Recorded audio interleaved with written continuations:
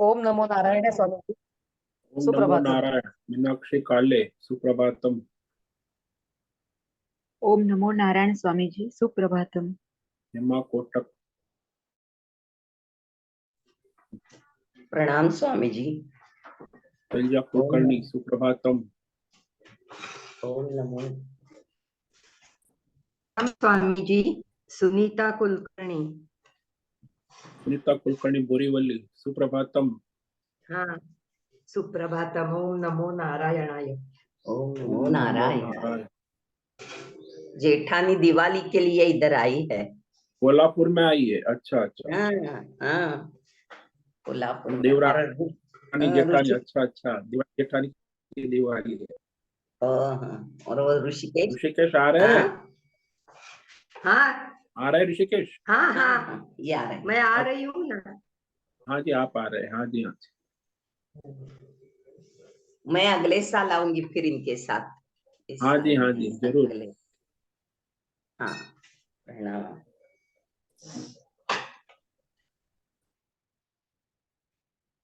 ओम नमो भगवते वासुदेवाय। ओम नमो भगवते वासुदेवाय। ओम नमो भगवते वासुदेवाय। नमो भगव ओम नमो भगवते वासुदेवाय। ओम नमो भगवते वासुदेवाय। ओम ओम ओम। ओम श्री परमात्मने नमो नमः। ओम गंगणपतये नमो नमः। ओम सं सरस्वत्यै नमो नमः। ओम गुं गुरुभ्यो नमो नमः। ओम सहनाववतु सहनौ भुनक्तु सह वीर्यं करवावहै तेजस्विनावधीतमस्तु मा विद्विषावहै। ओम शांति शांति शांति। सदाशिव समारंभां आर्य मध्यमम्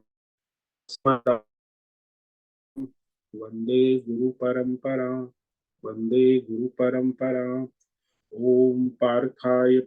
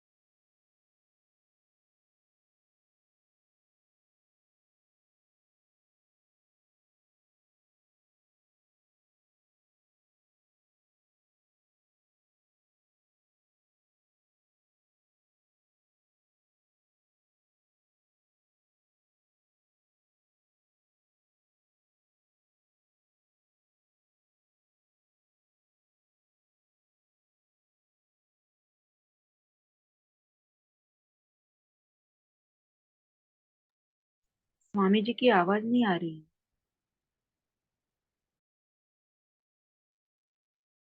हाँ, स्वामी जी के यहाँ पे इंटरनेट का इश्यू है। नारायण है स्वामी जी। उनका लॉग आउट हो चुका है, अभी आएंगे।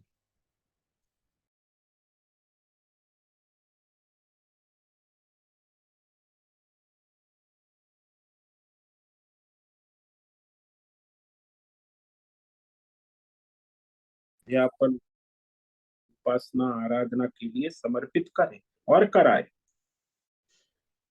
आज विक्रम संवत 2081 द्वितीया कार्तिक मास शुक्ल पक्ष दोपहर को 1:46 तक। आज है ज्येष्ठा नक्षत्र, ये रात्रि 2:56 तक। उसके बाद मूल नक्षत्र लगता है। आज है बुधवार और यहाँ शीत ऋतु प्रारंभ हो चुकी है। रात्रि का न्यूनतम तापमान 12 डिग्री और दिन का अधिकतम तापमान 28 डिग्री। वायु की गति 5-10 किलोमीटर प्रति घंटा चल रही। ईस्वी सन 2023 15 नवंबर 2023 सुबह के 7 बजने वाले हैं। कलयुग का प्रथम चरण 5248वां वर्ष 7वां वैवस्वत मनवंतर श्वेत वराह कल्प। ब्रह्मा जी का 26वां दिन और 51वां वर्ष चल रहा है। ब्रह्मांड या परमेश्वरी अचिंत्य योग माया में हमारा यह एक ब्रह्मांड, इस ब्रह्मांड में यह पृथ्वी लोक में संपूर्ण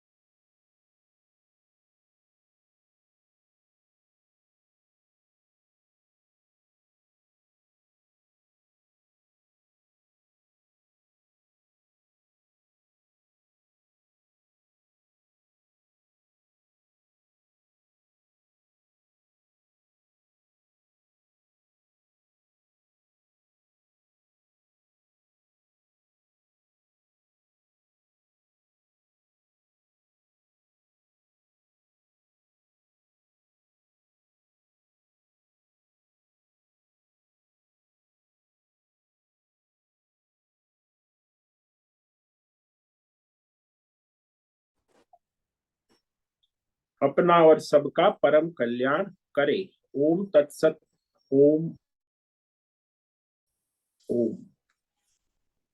तो कल हमने श्रीमद् भगवद गीता अध्याय 3 कर्म योग के श्लोक नंबर 4 पर व्याख्यान किया था, जिसमें मनुष्य किसी भी ज्ञान योग या कर्म योग के अनुसार अपने प्रारब्ध अनुसार कर्तव्य कर्मों का स्वरूप से त्याग नहीं कर सकते। ये भगवान यहाँ स्पष्ट कर रहे हैं। न कर्मणामनारंभाम नैष्कर्म्यम पुरुषोष्णुते न च सन्न्यस्य नादेव सिद्धिम समधिगच्छति। कोई भी मनुष्य कर्मों के आरंभ किए बिना नैष्कर्म्य यानी योग निष्ठा आत्म परमार्थ निष्ठा को प्राप्त नहीं कर सकता। केवल कर्मों का त्याग करने से कोई परम सिद्धि को प्राप्त नहीं कर सकता है। इसीलिए कर्म न करना और कर्म से असंग होना दोनों में फर्क है। कर्म के संबंध नहीं होना असंग और कर्म न करना दोनों में फर्क है। एक में ज्ञान है, एक में अज्ञान। तो जब तक मनुष्य को कर्तृत्व अभिमान है, अहंकर्ता मैं करता हूं, तब तक उसे निष्काम कर्म योग करना आवश्यक। तो उस तरह निष्काम कर्म योग के द्वारा बुद्धि शुद्ध होती है। बुद्धि शुद्धि होने से फिर वह आत्मा अनात्मा विवेक करके श्रवण मनन के द्वारा वह विवेक कर सकता है। तो क्रम से वह विवेक वैराग्य के द्वारा आत्मज्ञान प्राप्त करके, क्योंकि वह मनुष्य जिसकी बुद्धि शुद्ध है, सात्विक है, उसे आत्मज्ञान आत्म तत्व की जिज्ञासा हो, और जिसकी बुद्धि रजोगुण तमोगुण में पड़ी है, जो परमार्थ ईश्वर समर्पित नहीं है, उसे परमार्थ की जिज्ञासा नहीं हो सकती। तो जब तक परमार्थ तत्व की जिज्ञासा न उत्पन्न हो, तब तक निष्काम कर्म योग, यज्ञ, पूजा, जप, तप, दान आदि सब निष्काम कर्म योग अत्यंत आवश्यक। जब परमार्थ तत्व की जिज्ञासा हो जाती है, विवेक वैराग्य और मोक्ष की प्रबल इच्छा उत्पन्न हो जाती है, केवल मुझे मोक्ष चाहिए, ऐसी जिज्ञासा इच्छा, तो फिर वहां उस मुमुक्षु है मोक्ष के लिए, उसे सारे कर्म योग को छोड़कर केवल आत्मज्ञान श्रवण मनन चिंतन करना आवश्यक। अब जो संसार में है, कामना वाला है, वो तो कर्म छोड़ नहीं सकता। निष्काम कर्म करने वाला भी कर्म तब तक नहीं छोड़ सकता जब तक उसकी बुद्धि शुद्ध होकर परमार्थ की मोक्ष की इच्छा उत्पन्न। इसलिए संसार में जो मनुष्य कर्म, पूजा पाठ, जप तप आदि करना आवश्यक है, वो भी निष्काम भाव से, तो वह पूजा यज्ञ आदि कर्म मानते हैं, वो करना जो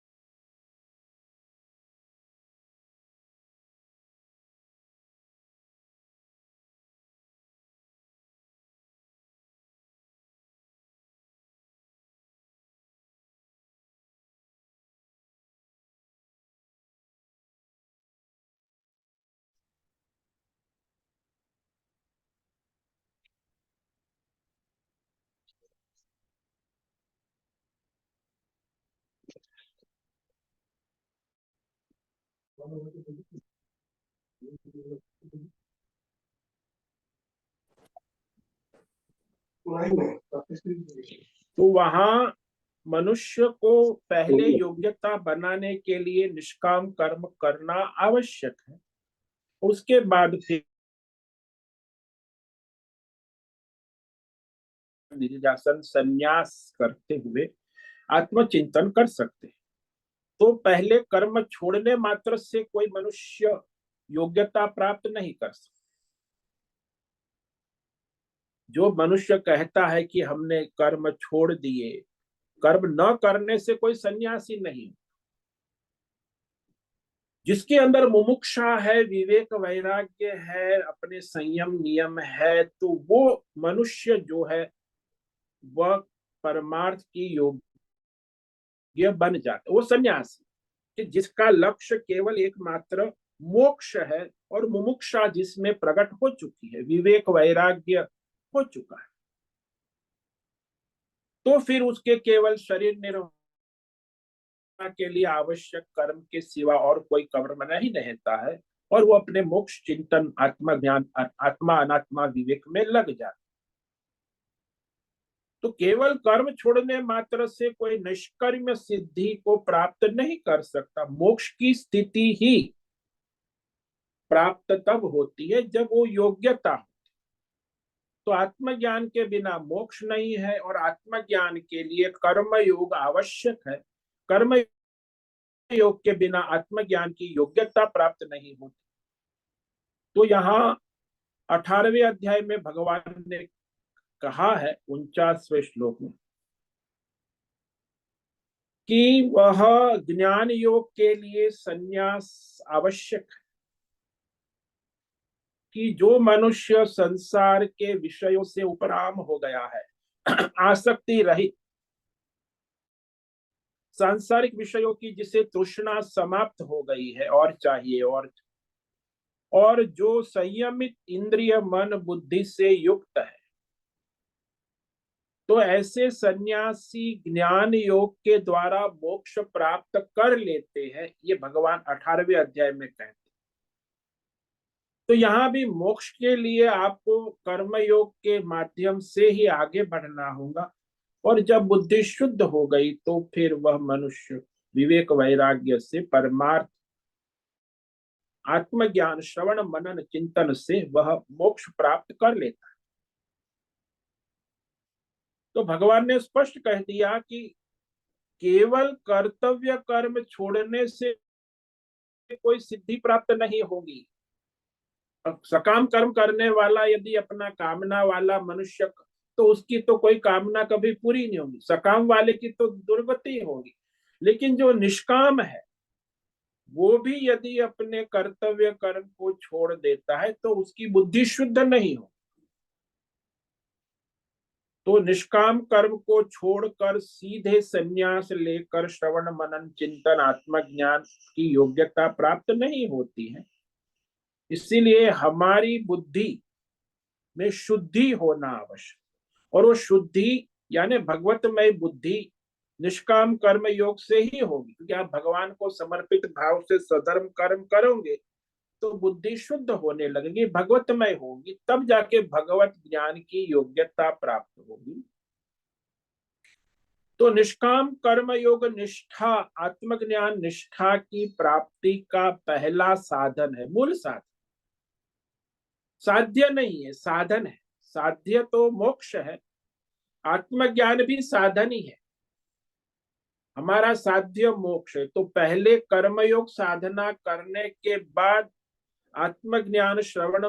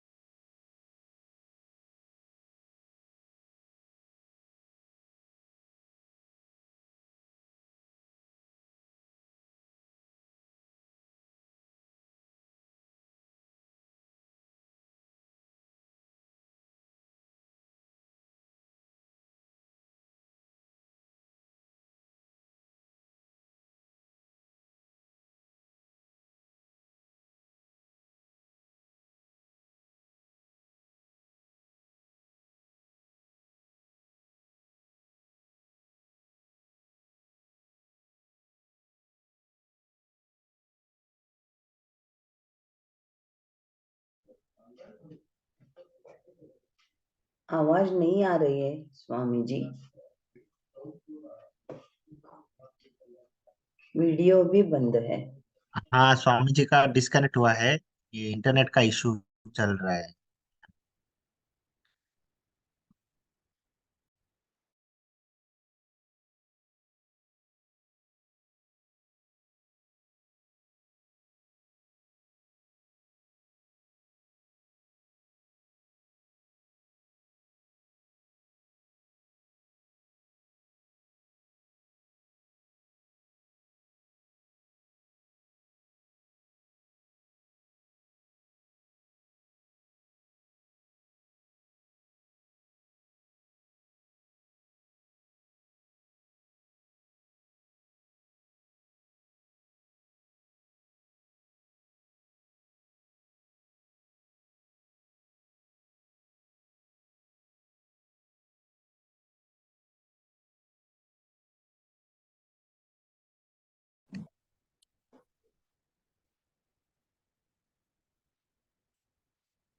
कुछ नेटवर्क का प्रॉब्लम है, चल रहा है, इसीलिए ब्रेक हो रहा है।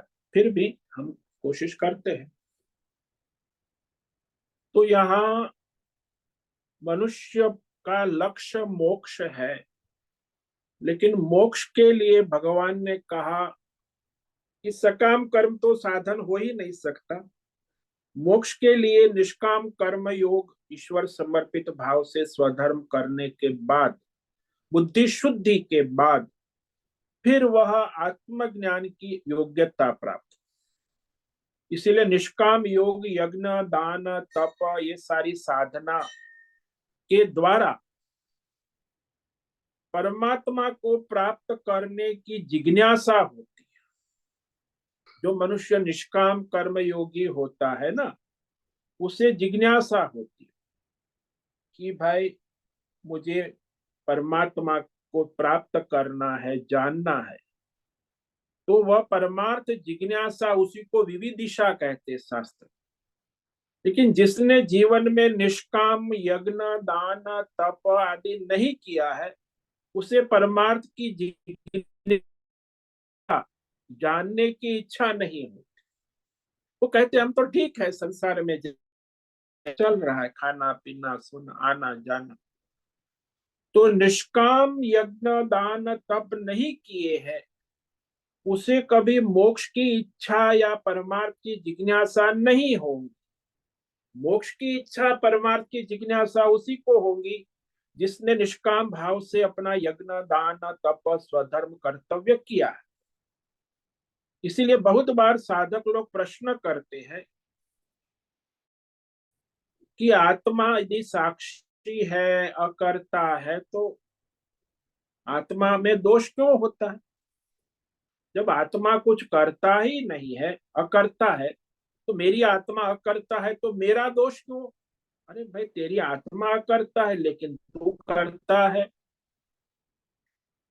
तो हमारा सबसे बड़ा दोष क्या है कि हम अकर्तापन किसमें देख रहे हैं? आत्मा में देख रहे हैं कि शरीर में, स्थूल सूक्ष्म शरीर में, संसार में देख रहे हैं? हमारा शरीर कुछ नहीं कर रहा है तो हम समझते हैं कि मैं नहीं कर रहा हूं। अरे भाई, शरीर नहीं कर रहा है तो इसका मतलब ये नहीं कि मैं कुछ नहीं। यदि हमारे स्थूल सूक्ष्म शरीर ने कुछ कर लिया तो हम समझते हैं कि मैंने ये काम कर लिया। अकर्ता आत्म भाव का तो यहाँ रहस्य अलग है। मैं साक्षी हूं, मैं करता हूं ही नहीं। तो फिर जब मैं साक्षी हूं, मैं करता हूं ही नहीं, तो फिर शरीर जो है वो कैसे, प्रारब्ध से शरीर करे या ना करे, उससे आत्मा में कोई फर्क नहीं पड़ता।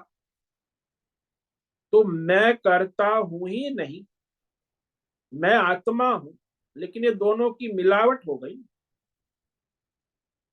तो जब मैं कर्ता बन गया तो फिर वो शरीर, प्रारब्ध और उसके कर्म, सारे दोष चढ़ जाते हैं, संसार दोष। एक तरफ मैं साक्षी आत्मा हूं, दूसरी तरफ मैं कर्ता भोक्ता बन गया हूं, तो ये मिलावट हो गई ना। तो सारे संसार के दोष चढ़ जाते हैं। लेकिन निष्काम कर्म योग के द्वारा आत्म ज्ञान से वह विवेक होता है, तो ये दोष हटता है दोनों, कि ये अनात्मा है, ये आत्मा, शरीर मैं नहीं हूं, शरीर सूक्ष्म शरीर, मैं आत्मा हूं। तो वह अहम आत्मा और अहंकर्ता दोनों का विवेक होता है। कर्ता कौन है? संसार में प्रकृति अपना काम करती है और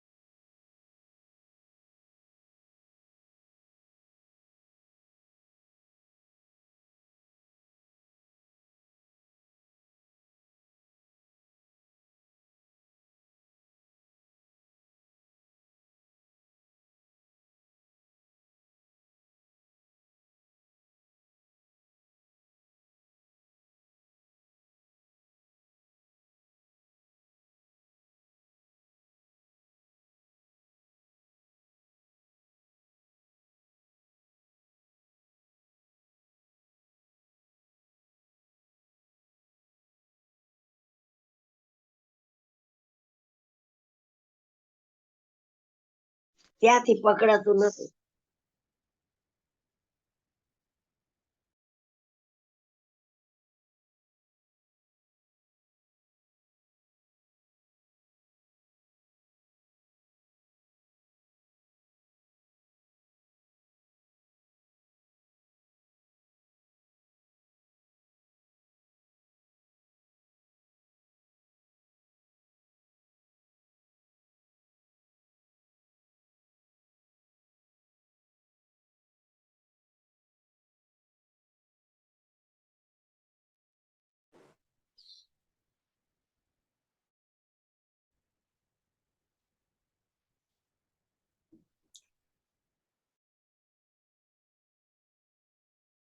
का प्रॉब्लम चल रहा है, कुछ वर्क में फ्लक्चुएशन हो रहा है। तो हम जो विचार कर रहे थे कि कोई भी मनुष्य मोक्ष प्राप्त करना चाहता है, जब वो निष्काम कर्म योग किया है तो उसकी बुद्धि शुद्ध होने के बाद वह जिज्ञासा, उससे वो जिज्ञासा उत्पन्न होती है,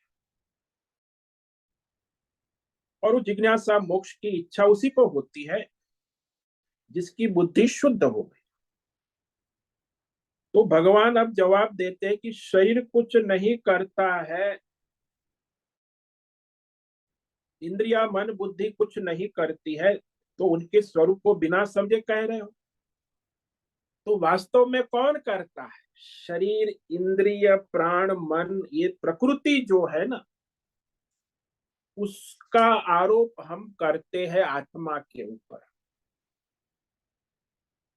तो वह प्रकृति ही कार्य करती है, यह भगवान आगे कह रहे हैं श्लोक आगे, कि प्रकृति जब तक अपना कार्य करती है शरीर, इंद्रिय, प्राण, मन में, तो वो क्षण मात्र के लिए भी कर्म के बिना प्रकृति नहीं है। व्यष्टि समष्टि आप देखो, भीतर बाहर निरंतर प्रकृति अपना कार्य कर।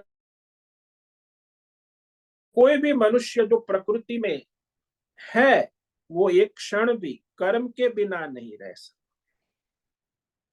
ये प्रकृति का नियम है। ये श्लोक नंबर 5 में कहते हैं, नहीं कश्चित क्षणमपि जातु तिष्ठत्य कर्म कृत कार्यते यवश कर्म सर्व प्रकृति जैर्गुणैः। तो संसार में कोई भी प्राणी, कोई भी मनुष्य जो शरीरधारी है, प्राणी है, जीव है, अज्ञानी है, वह किसी भी काल में जीवन में, हाँ सुषुप्ति में वो नहीं कुछ करता है, लेकिन जागृत और स्वप्न में एक क्षण भी कर्म के बिना नहीं रहता। कश्चित जातु क्षणम अपि अकर्म कृत न तिष्ठति। संसार में कोई भी प्राणी जीव,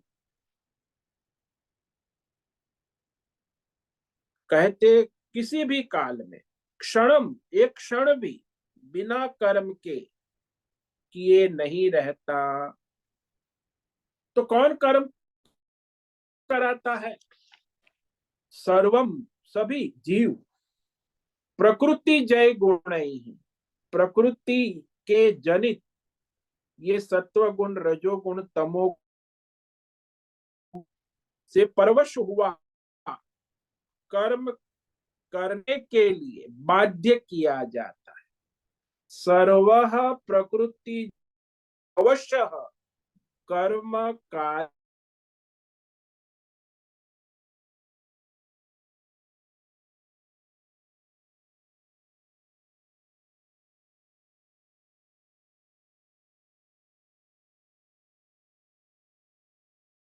किसी भी क्षण जीवन काल में, हाँ दो जगह वो कर्म नहीं करता, मृत्यु के बाद और सुषुप्त अवस्था में। लेकिन जागृत और स्वप्न अवस्था में कोई भी जीव कभी भी एक क्षण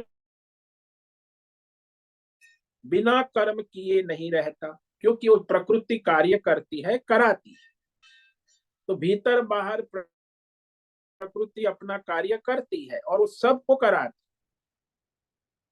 तो मनुष्य जो सामान्यतः संसार में कोई भी जीव, चाहे देवता हो, दानव हो, मानव हो, कोई भी हो, एक क्षण भी बिना कुछ किए हुए नहीं रहता। क्यों?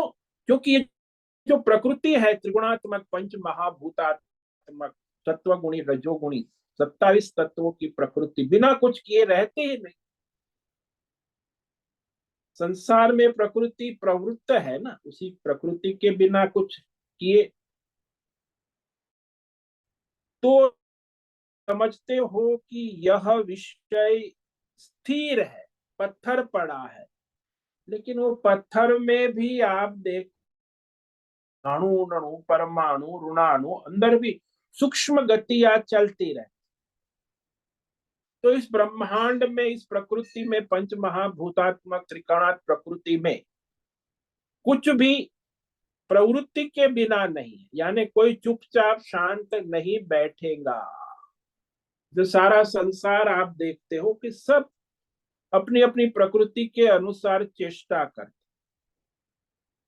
क्योंकि ये समष्टि प्रकृति और हमारी भीतर जो पंच महाभूतात्मक प्रकृति है, सत्वगुणी रजोगुणी प्रकृति है, उसका स्वरूप ही ऐसा है। प्रकृति यानी प्रवृत्ति, प्रकृति और प्रवृत्ति हमेशा साथ में रहते।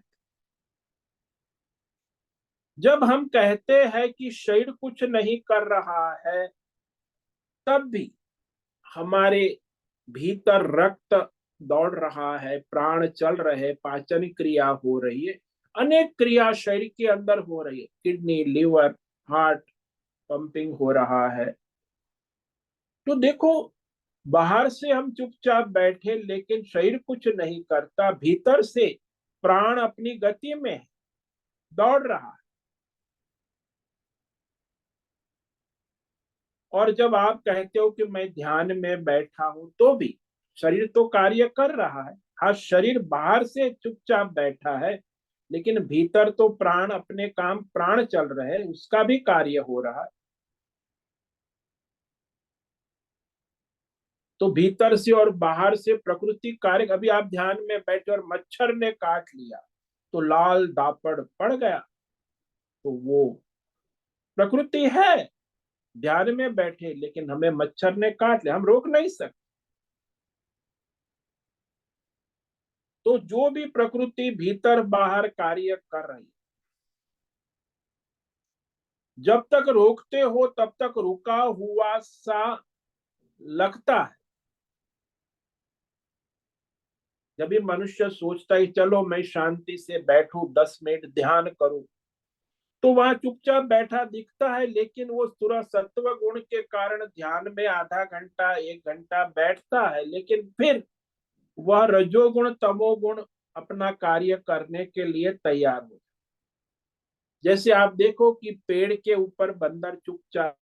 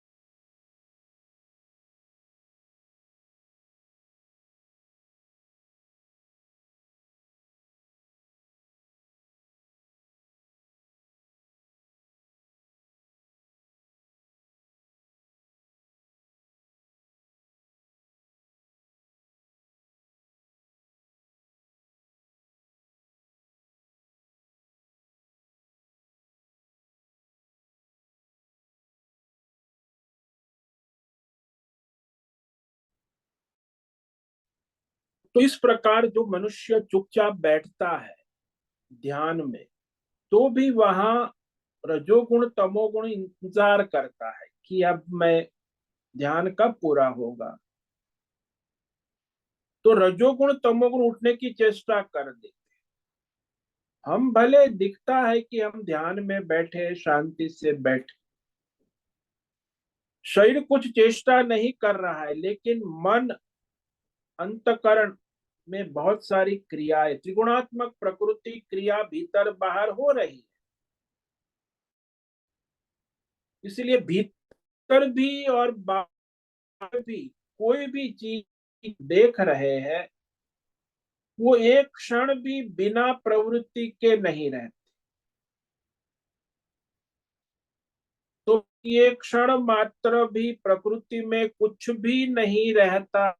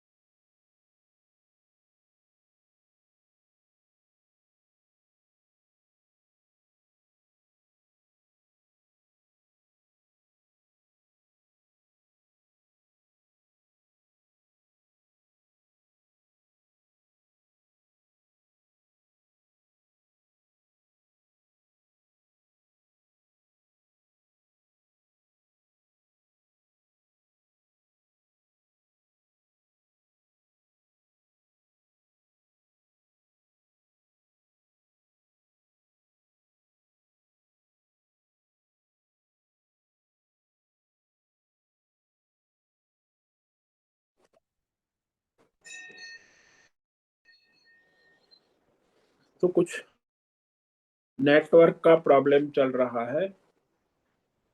तो हम कह रहे हैं कि यहाँ जो भगवान कह रहे हैं कि ये तमोगुण रजोगुण तमोगुण सारी प्रकृति जो है हमारा स्वयं पर और प्रकृति पर भीतर बाहर नियंत्रण नहीं रहता, क्योंकि हम भीतर से और बाहर से ये त्रिगुणात्मक प्रकृति के वश में आ जाते,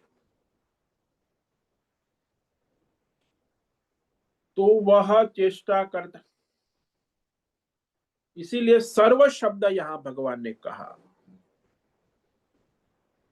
कि सभी जीव जितने भी प्राणी हैं संसार में, सभी जीव अपनी अपनी प्रकृति के गुणों के द्वारा कर्म कराया जाता है। 3 प्रकार के कर्म, सात्विक राजसी और तामसी। तो जब तक हमारा इस शरीर और संसार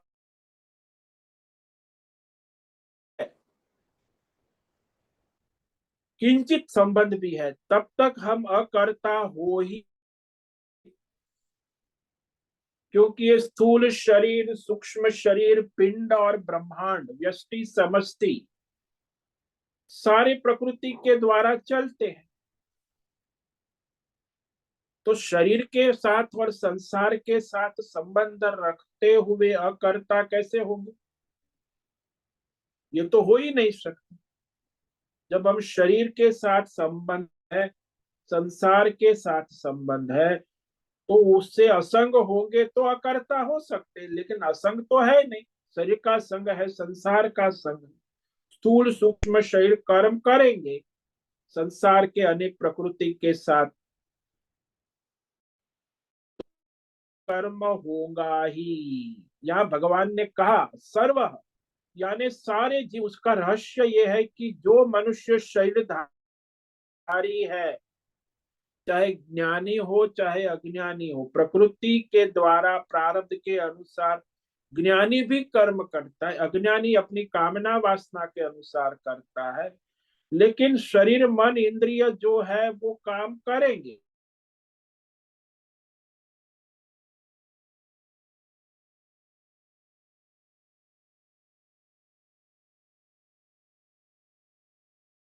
करता हूं और मैं भोगता हूं, लेकिन वास्तव में वो कर्ता भोगता प्रकृति है। तो हम सब के अंदर ये जो है अहंकार, अहंकर्ता, ये अहंकार जो है ना, ये ही अपने आत्म स्वरूप को ढक देता। तो आत्मा में यह अहंकार का भेद उत्पन्न हो जाता है। मैं तो केवल एक आत्मा हूं, लेकिन फिर प्रकृति का संग करके मैं कर्ता हो जाता। तो प्रकृति का संग किया तो फिर वह जीव जो है अपने आत्मा को भूल जाता है, आत्मा का संग नहीं है। सर्व का प्रयोग करके भगवान ने बतला दिया कि जब तक हमारा शरीर है, संसार में रिश्ता है स्थूल सूक्ष्म, तो यह अहंकार, अहंकर्ता वह काम कराएगा। हमारे पास प्रकृति भी अहंकार से काम कराएगी, प्रकृति के द्वारा काम कराया ही जाएगा। आप नहीं बैठ सकते, सर्वथा कोई कर्म रहित चुपचाप नहीं हो सकता। तो फिर आत्मज्ञानी जानता है कि ये प्रकृति की सारी क्रिया है, प्रकृति के द्वारा हो रहा है, इसमें मेरा कोई संबंध नहीं है। इसीलिए वो विचलित नहीं हो, वो असंग हो, प्रकृति से अपनी और संसार व्यष्टि समष्टि प्रकृति से असंग रहता है आत्मज्ञानी। इसीलिए प्रकृति के अपने भीतर बाहर विकारों से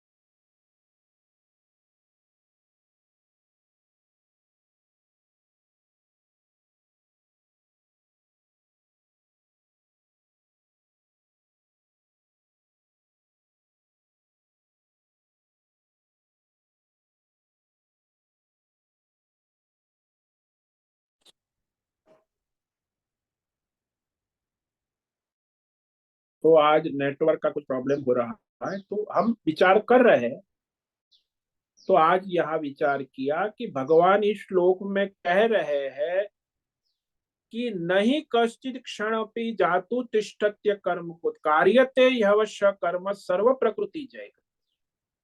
तो कोई भी जीव व्यष्टि समष्टि संसार में किसी भी क्षण बिना कर्म किए नहीं रहता, क्योंकि ये सत्वगुणी रजोगुणी तमोगुणी सभी, सर्व का मतलब सारा, व्यष्टि समष्टि सभी प्राणी प्रकृति जनित गुणों द्वारा परवश हुआ कर्म करने के लिए बाध्य किया जाता है। अब वह आत्मज्ञानी है, वो जानता है कि ये सब क्रिया जो है प्रकृति की है, इससे मेरा कोई संबंध नहीं है।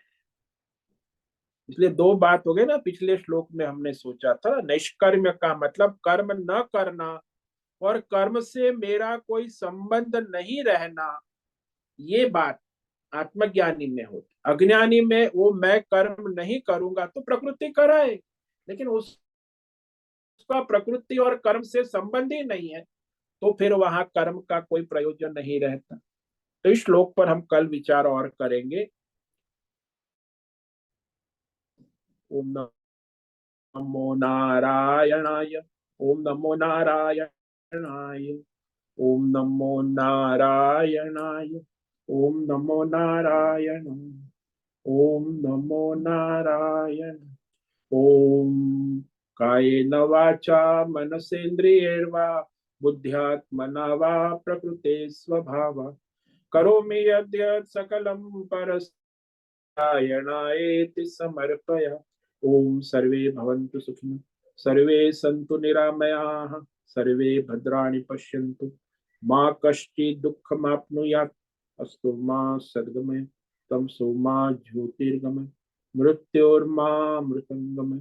ओम पूर्णमद पूर्णमिदं पूर्णात् पूर्णमुदच्यते पूर्णस्य पूर्णमादाय पूर्णमेवावशिष्यते। ओम शांति शांति शांति। शंकरं शंकराचार्यं केशवं बादरायणं सूत्र भाष्य कृत वंदे भगवन्तौ पुनः पुनः। ईश्वरो गुरुरात्मेति मूर्ति भेद विभाग व्योमवद् व्याप्त देहाय दक्षिणामूर्तये नमो नमः। ओम गंगुरुभ्यो नमो नमः। ओम तत्सत् ब्रह्मार्पणमस्तु। ओम ओम ओम।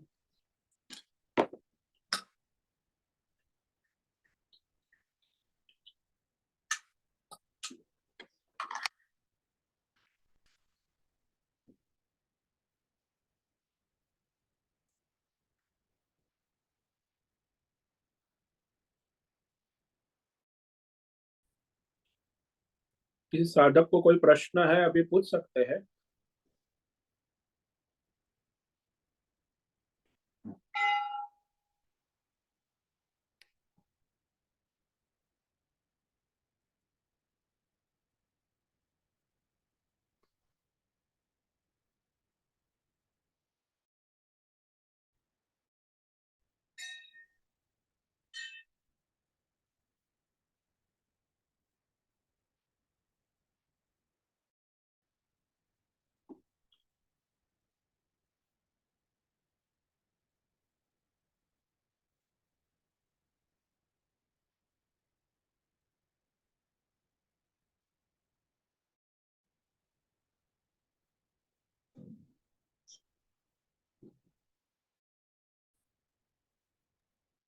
ओम नमो नारायण स्वामी जी।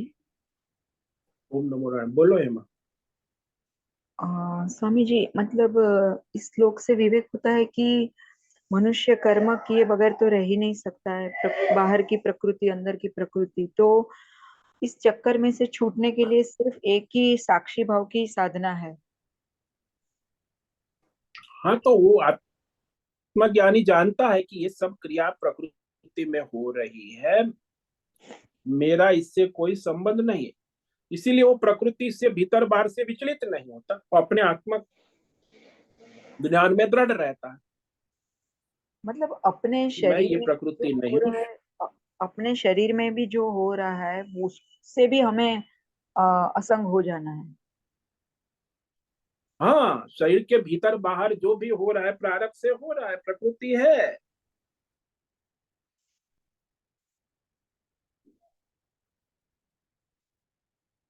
तो कुछ गलत हो रहा है तो उसको सुधारने की चेष्टा भी नहीं करनी है।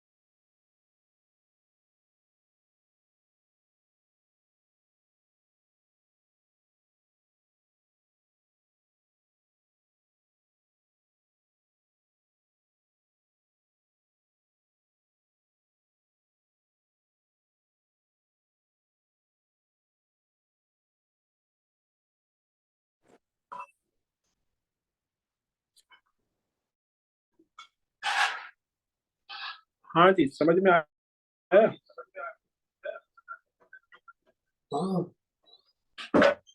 नाश्ता रख दिए। नहीं का इससे कुछ आवाज ही नहीं आई।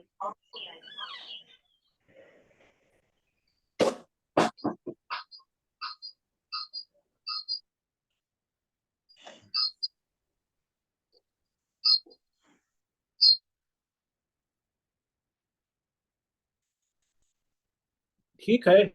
हेमा है। हाँ स्वामी जी। हाँ, तो ये बात है ना कि भाई आत्मज्ञानी है वो उस तरह असंग हो। अभी कर्म योगी है, संसार में है, उसे प्रकृति के अनुसार निष्काम भाव से अपना स्वधर्म करना और आवश्यक है, धर्म करना। और जब आत्मनिष्ठा प्राप्त हो जाती है, वो जानता है कि वह प्रकृति से असंग हो चुका है। जब तक मनुष्य प्रकृति से असंग नहीं होता, उसे अपने स्वधर्म कर्म प्रारब्ध के अनुसार कर्म योग करना आवश्यक। और जब ज्ञान निष्ठा हो जाती है तो फिर वो संसार के कोई कर्म से वो असंग है ना, प्रकृति से असंग है, उसे कोई कर्तव्य नहीं रहता। समझ में आया। हाँ मतलब साधक को सिर्फ एक ही चॉइस है कि वो कर्मयोग निष्काम भाव से करे। हाँ, और कोई चॉइस नहीं है। वो भी प्रकृति के अनुसार प्रारब्ध के अनुसार धर्म कर्म के अनुसार करे। जब हम्म। उसकी निष्ठा बन जाएगी, आत्मज्ञानी हो जाएगा, तब सारा जो है कोई प्रयोजन नहीं रहता। प्रारब्ध के अनुसार प्रकृति जो क्रिया है उससे मेरा कोई संबंध ही नहीं। जैसे किसी का डाइवोर्स हो गया तो उसके पति से उसका कोई संबंध ही नहीं, तो अब क्या रहा उसमें, उसे मिले ना मिले कोई प्रयोजन नहीं रहे। ऐसा कि उसके प्रकृति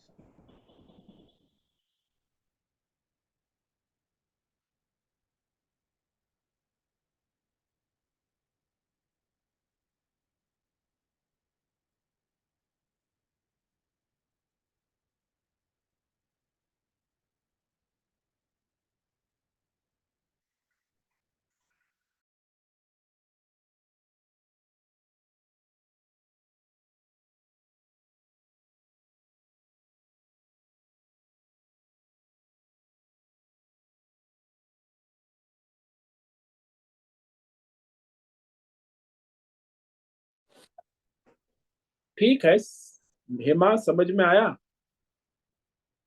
हाँ स्वामी जी, आज नेटवर्क इश्यू है ना, इसलिए बहुत आवाज कट हो रही है। हाँ जी, हाँ जी, ठीक है। हाँ हाँ, ओम नमो नारायण स्वामी जी। ओम नमो नारायण। ओम नमो नारायण। ओम मुझसे नमो निवेदन है, नारायणाय स्वामी जी। आज का सत्संग सभी पूर्ण करें। साधकों को ओम ओम नमो नमो नारायणाय। ओम ओम नमो नमो नारायण नारायण। स्वामी। ओम आज का नमो यह दिव्य सत्संग हम यही पूर्ण करते हैं। सभी साधकों को ओम नमो नारायण। सभी ओम नमो साधकों को नारायण ओम स्वामी जी। नमो नारायणाय।